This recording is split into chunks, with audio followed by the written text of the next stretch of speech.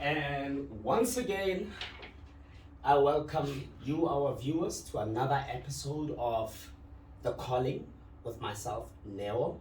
Others know me as Umkulu Nganyamba. And thank you for joining us once again today. And we have a very special guest in studio today. And today it's a very special show. And every show is always special. That much I can assure you. And today we are literally going to look at the role of traditional leadership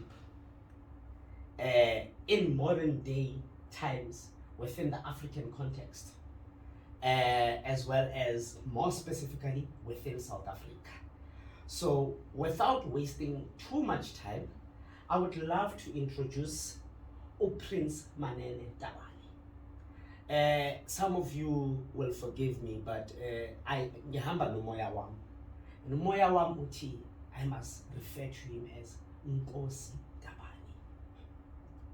Doesn't mean that I have the authority to promote, but it just simply means that Umoya Wami recognizes the authority that you occupy.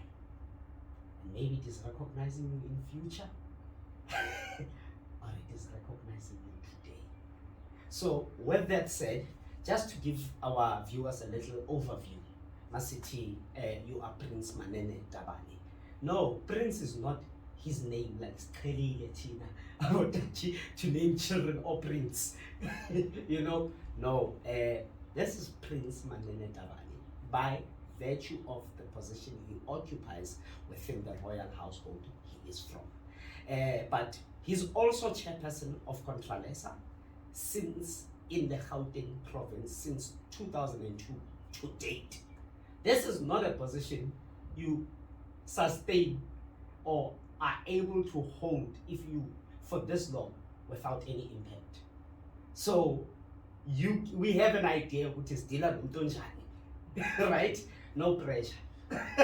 And to give you an idea, he comes from the Mpondomise kingdom in the Eastern Cape, from the third house of Amampondomise. Am I saying it correctly? Correctly. Called Krangolo. Yo, it's Xhosa some. Hey, sizawufunda kaloku. He's also the spokesperson of the MTE royal family, Mte royal family. Mte royal family, named after King of Amampondomise. He's member of SANEC, representing traditional sector, executive member of the continental body of the royal leaders called AIGC, African Indigenous Governing Council, chairperson of the Mpondomise Traditional Court. Hey, that is a big responsibility, sir. I welcome you. Thank you. Would you? No. And thank you. I know how busy your schedule is, so I must really extend my greatest gratitude for availing yourself for this particular interview. I hope that you can see, or at least I represent the great interest that the young people are starting to take in matters of their true identity, not the identity that was given to us.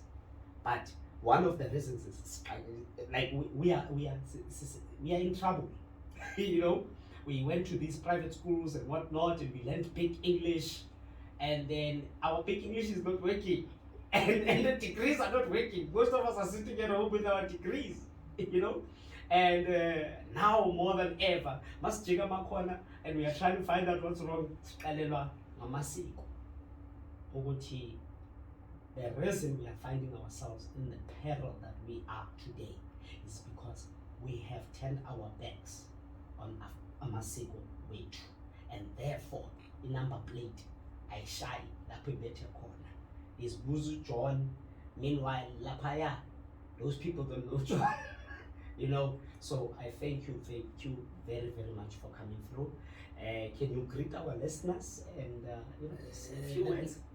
Let me take this opportunity and greet all at home, and also to our host, Umkulu Nganyamba. Oh! I guess this is a noble call for us that we are here today much as I'm busy, but I felt that I must give it an opportunity. Because we're at times now that we'll be saying some of our, let's claim our identity. In the past, we've been struggling with the political identity.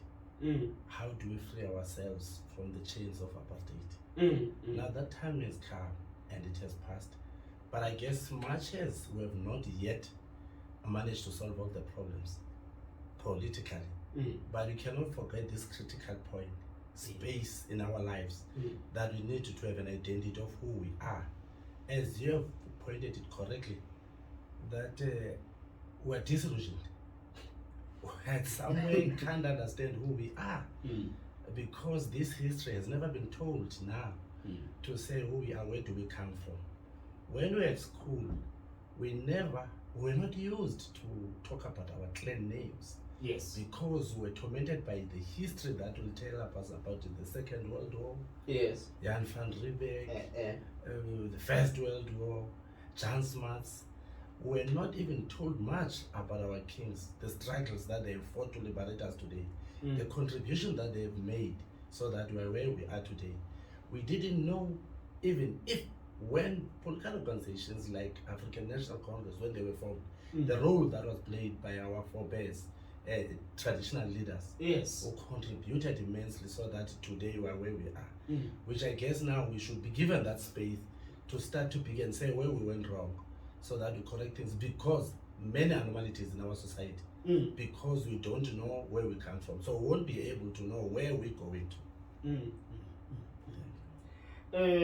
We won't know where we are going to because we don't know where we are coming from. Yes. Many would argue that in a democratic country or countries or governments, that the relevance of traditional leadership becomes to some extent almost not feasible. Others will tell you, but times have changed, and as in the nature of modernization, civilization, as things move on, you say that is a system that worked where there was no other system. Now, what are we proposing? Are we proposing parallel systems? Or are we proposing a system that will do away with the current structure or governing structure that we have in a lot of African countries which have gained independence and have gone the democratic route to say? Let us look back at Tammy Memorial. When the white settlers came into this land, it's not that we did not have some kind of a governance. We had a traditional governance, leadership governance. But then there was this so-called, in English, imposition. That when they came, they imposed their kind of governance to us. I would understand if they found us with nothing else that governs us. But we had our own ways of governing ourselves. That's why I think the problem started. Yes. Because they put aside our own kind of governance, which it was mainly focusing on restorative justice and mediation. It was not punitive like what it is today. But now that time has evolved, our own people have been trained in the Western kind of governance. Now they've adjusted to that, but they've shifted too much away from what we used to have. Today we have challenges that it's not easy for them to solve, because if you approach them in a Western kind form of laws, it imposes problems to the Africans. Some people will then go to an extent of saying African problems needs to be solved by Africans, and then go. Now we've got a mix in these peoples. Is this Western kind of government have brought prosperity to ourselves? One would argue and say no, because now, in the olden days, we did not have money. Yes. Money was not equated to the mechanisms that they can solve problems. But today, money talks. Yes. Now, if you go to a Western court, for an example, Yes. with a problem that can be easily solved in our own traditional courts, the first line that you approach in the court, it will be a lawyer. Yes. I've never heard any lawyer who will then say, can you go back and mediate in a family this problem? The first thing is that, how thick is your pocket? So that we can go over that person. And that one also will then say, how thick is your pocket? So that we can go over that lawyer. So in a way, it creates more problems for us. My view would be the question that you have asked, whether do we need to go back and practice in a way that we used to live? Because now we've found ourselves in this mist. Yes. My view is that we need to have a two-tier kind of system in terms of government.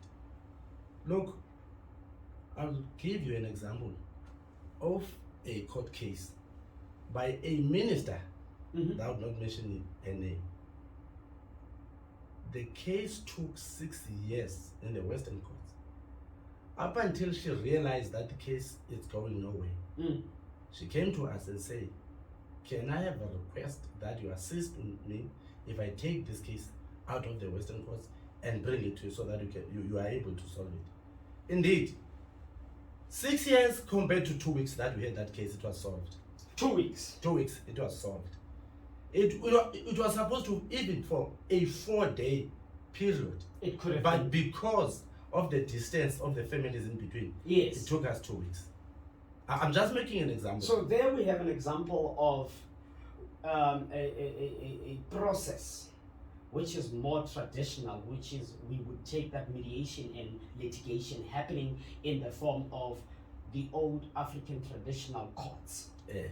where we have an example of its efficiency Exactly. in solving a matter that was still standing with for a period of 6 years Yes. within the Western Courts. court system, and yet we were able to solve it. You were able to solve it within a matter of 2 weeks. 2 weeks. What was the biggest difference? I guess the point, it was the approach and the misunderstanding of the Western trained magistrates with regards to what we know better. To African customs. To African customs. It was more about customs, because the case didn't want any issues that will be dealt through the eye of the Western courts, but should they have allowed to say, can you look at the cultural practices that they are doing so that you are able to go line by line in solving these problems? We just took that approach and everybody was happy. Both sides. Both sides. I'm assuming that this was a matter between two families or more than Precisely. two families. Precisely correct. And we know how delicate those are. Normally people just walk out and nothing is ever resolved. Can I just make an example? In the Western courts, there was this grandchild who was under the custody of this minister. This child was protected by this minister. But at some point, the family were not given an opportunity. That's where we wanted to know what happened from the beginning. Because in terms of our customs, as early when the girl is pregnant, there should be engagements between the families. Yes. Yes, but it didn't happen for odd reasons that we do not know. But we then said, now that we are here, let's look back and solve this problem. In the Western courts, the argument was that who's the biological father of the child? Yes. Then they said, he is the father. Then we said, in our own court, we agree is the biological father. Yes. But we cannot allow to say he's a biological father because there are certain processes that he have to pass through before we can recognize him as the father. Yes. That's what the argument was. Because we then say it will create challenges if we can then say this is the biological father. Because in that space, we'll be creating more children with no fathers. There should be a responsibility that has to be taken by the father, because he's the one who have impregnated this girl. Wow. This just draws my attention to a situation that we see prevailing, whereby either we are seeing a lot of women raising children by themselves because the father is absent, because he's refusing to take responsibility. One. And another situation is where the father is absent because he is being denied access to the child.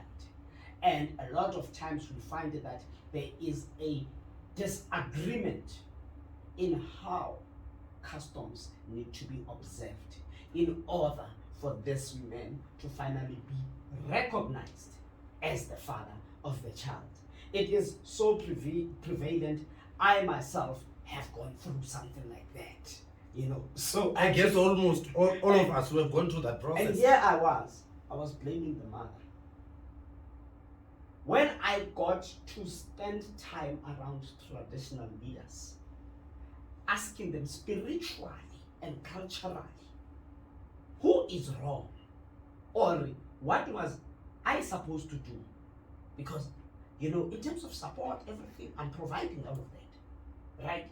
But I feel I'm being invalid on a punch. There is no connection that has to take place between you and your child. Yes. Because I guess ezinye izinto ziyafuna ucaciswa ngesintu. Because my argument will always be there are certain things that you cannot translate. There's no direct translation of our customs when you pronounce them in English. They lose meaning. So I would always say when I have debates with white people to say, but you are unfair to us. Now it's 27 years since after 1994. We have 11 official languages. You struggle even to understand one language so that you are able to communicate with me. You are forcing me to speak something that at some point I wouldn't understand, that I'm taking the very same content out of context. Yes. It becomes a problem. Like this topic that we're engaging, this topic needs to be addressed in our own African languages.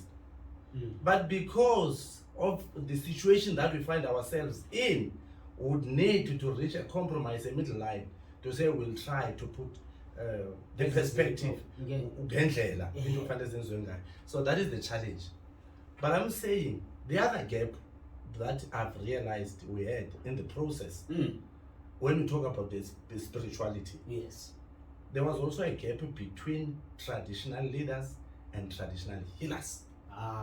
To me, these are twins.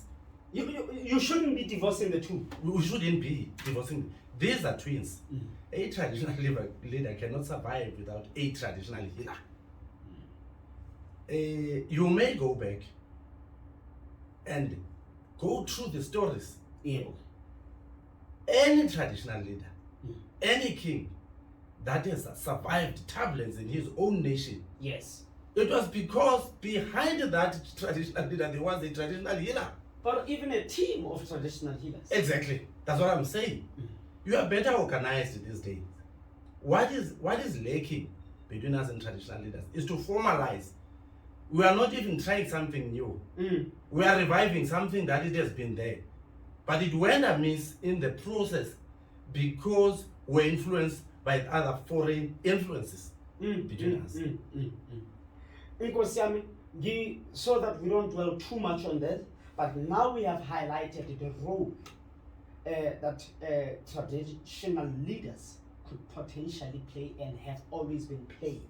Is now, and I think the biggest thing we can take from what you've just shared with us is that then the role of the traditional leaders is to be custodians over our traditions, over our customs, and as well as over our culture.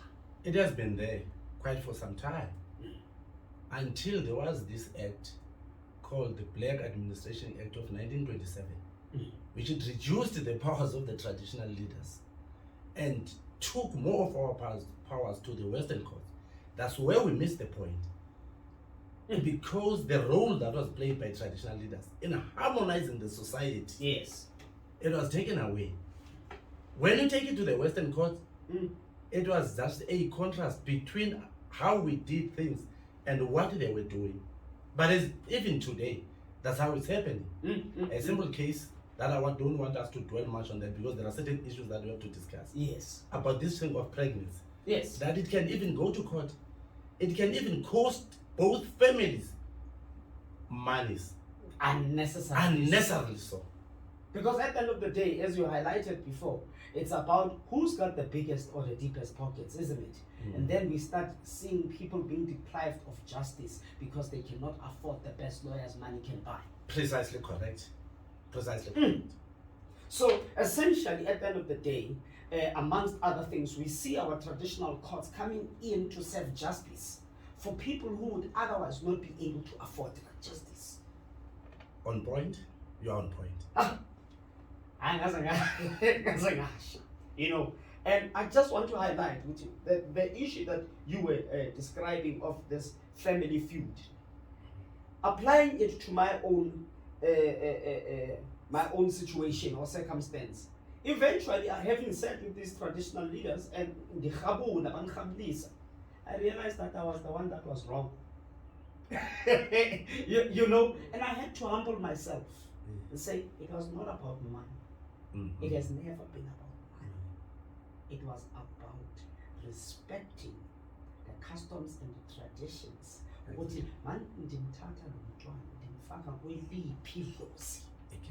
You know, but that goes a bit deeper. But today I sit in a position of better wisdom than I had before because I sat with elders who I consider custodians of our cultural tradition. And through that process, I have even avoided court. Exactly.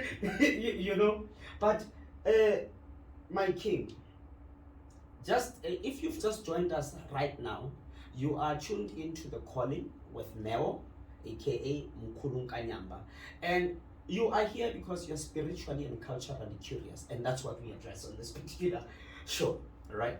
And I am sitting with Prince Manene Tabane, who has made himself available, and we are looking at the relevance of traditional leadership in the modern day times that we are living in, like a democratic country such as South Africa.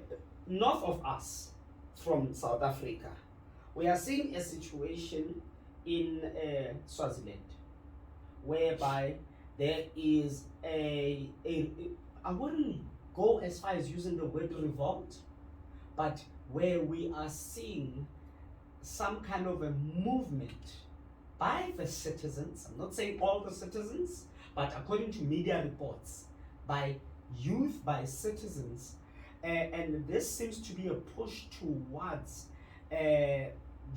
Swaziland not being led or not being under the control, absolute control of the last known monarchy in Africa. Number one, I would love to know your position as a representative of traditional leaders in Controlesa, but as well as someone who sits in a position within his royal home of prince and the responsibilities that you have. What is your take over that situation where the masses are saying we don't want this anymore? Maybe just to take you back a bit. In the history, we read about the French Revolution. Yes. There was the prince, the queen Antoinette de Montaigne. Yes. Who had many pairs of shoes. It was an absolute monarchy. But the influence of revolution came. Yes. Yeah, the characteristics of democracy came in that country. Up until there was what we called Bastille Day, when the prison was stormed because people wanted changes. Yes. Let's come closer to a country, an example, Lesotho. Yes. King Moshoeshoe was an absolute ruler in that kingdom. In the process, that country was annexed by Britain. Yes. Still to date. Yes, but I guess in 1968 they got their independence from Britain. In 1968, round about that. But they changed the system of a traditional leadership governance. I guess they copied from Britain. They came up with something that they call it constitutional monarchy. Yes. They were trying to balance or to reach the state of equilibrium Mm-hmm. in matters of Lesotho during that time. Fortunately, in the first instances of the revolution this year, before June, when these riots or when these concerns of the Amaswati began to show, we had a call, we invited as a Controlesa to go to that country and to engage with the political leadership and the traditional leadership in that country. You have pointed it correctly to say it is the last absolute monarchy where the king is the head of the states. In Africa, yes. In Africa, unlike Lesotho, where there's a prime minister that runs the state and you have the king, the affairs of the state, you have the king who becomes the head of the state. In Swaziland, it doesn't work like that. Yes.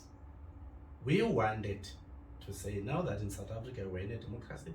Yes. In Swaziland, it's still an absolute monarchy. Yes. What is your take as Amaswati? Both the politicians and the traditional leadership. Yes.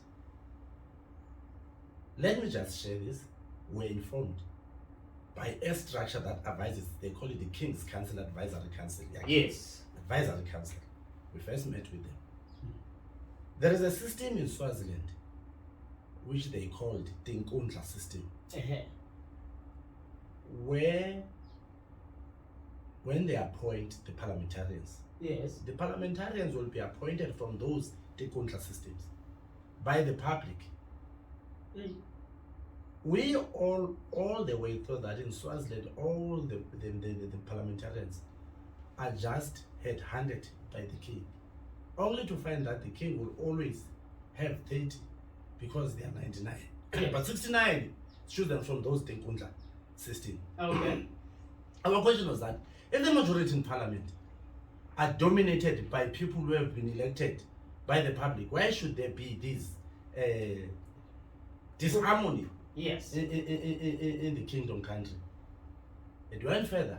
We even raised the issue of constitutional monarchy. Yes. As a potential option. Which the Swatis on the ground yes, are preferring that because they said we want to preserve the kingdom because they are the custodians of culture and whatever. Should we do away with them, we'll lose the meaning, our identity. My Prince, you highlight something because the general perception that has been pushed by media or the reports are that people want to do away, the citizens want to do away absolutely with the whole idea of a monarchy. Let me tell you. And now you are saying something that is contrary to that, where you say, no, the people recognize the importance of traditional leadership. Indeed. It's just the manner. Let me just tell you, just to add on what I've said, they even said, few things that has to be taking away the powers from the king. The king should not appoint the prime minister. The prime minister should be appointed by the parliamentarians who have been elected by Nkundla system. And Nkundla system, can we just have a look at that? What is that? The Nkundla system, yes, it's more like of a public gathering, but formalized, yes, organized. Nkundla system is headed by a chief, Inkosi, where you will call. So each chief represents a particular constituency or community. Exactly. Where they will come and say, today, we're heading towards elections. Yes. Now, who is going to represent you in parliament from this constituency? Then they will elect that person.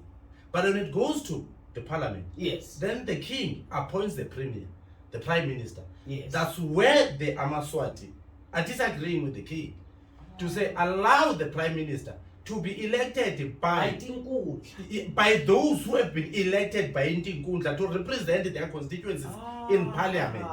Yes. That's where the problem is with Amaswati. Not that they don't want the system of traditional leadership. Yes. They do want them. In other words, they said they should coexist. The elements of democracy with the elements of traditional leadership.